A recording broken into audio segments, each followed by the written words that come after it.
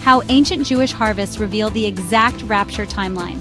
The hook of all hooks, you're living in the final harvest. What if I told you that 3,500 years ago, God embedded a precise prophetic calendar into Israel's agricultural system that reveals exactly when and how the rapture will unfold? What if the very crops of ancient Israel, barley, wheat, and grapes, contain the DNA of resurrection timing? Here's what will blow your mind.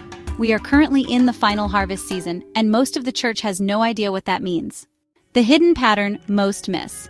First, understand this critical verse that unlocks everything. Let no one judge you in food or in drink or regarding a festival or a new moon or Sabbaths, which are a shadow of things to come, but the substance is of Christ. Colossians 2:16-17. The Greek word for shadow is skia, meaning a precise outline or blueprint. The festivals aren't just memorials, they're prophetic blueprints. The 3 harvests equal sign 3 resurrections. Ancient Israel had 3 harvest seasons, and here's what nobody's teaching. But now Christ is risen from the dead and has become the first fruits of those who have fallen asleep. For since by man came death, by man also came the resurrection of the dead. For as in Adam all die, even so in Christ all shall be made alive. But each one in his own order, Christ the first fruits, afterward those who are Christ's at his coming. 1 Corinthians 15:20-23. Notice, each one in his own order, Greek, tagma, military rank or division. The first harvest, barley, already fulfilled. Timing, Passover, first fruits, March, April, fulfilled, Jesus' resurrection. But now Christ is risen from the dead and has become the first fruits of those who have fallen asleep. 1 Corinthians 15:20. But here's what most miss from Matthew 27:52-53. And the graves were opened, and many bodies of the saints who had fallen asleep were raised. And coming out of the graves after his resurrection, they went into the holy city and appeared to many. The barley harvest wasn't just Jesus. It included Old Testament saints.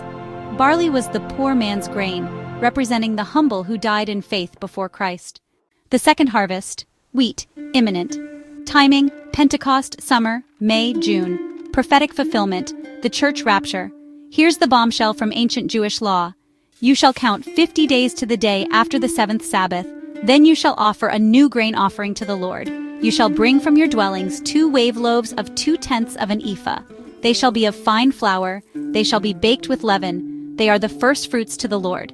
Leviticus 23:16-17. Why 2 loaves? Why leavened? With yeast. Hidden revelation. The 2 loaves represent Jew and Gentile, baked with leaven because we still have sin nature in these bodies. The wheat harvest is when both are caught up together.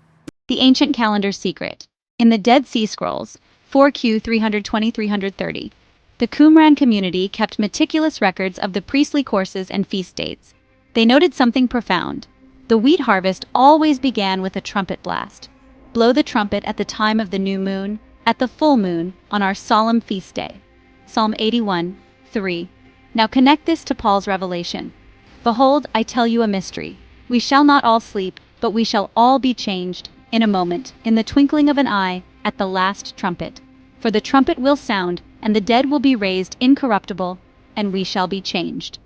1 Corinthians 15:51-52. To get the rest of the story, comment Grape Harvest and your email so I can send a PDF to you.